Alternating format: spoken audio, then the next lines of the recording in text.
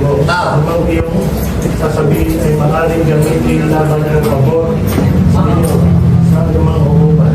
Former PBA player na si Mark Cardona arestado matapos umano'y manghalik at manghawak ng isang 21 anyos na babae nang walang pahintulot sa loob ng isang nightclub sa Taguig City madaling araw ng March 28, 2026. Kung di ay may karapatang kumuha ng sariling abogado na magtatanggol sa iyo, wala kang kakayahan ay ipagkakaloob sa iyo ng pamahalaan. Ayon sa police report, agad na nagsumbong ang biktima sa kanyang nobyo na siyang kumumpronta kay Cardona.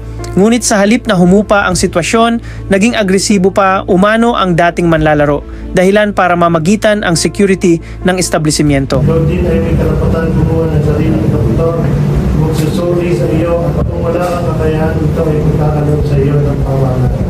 Nauunawaan mo ang iyong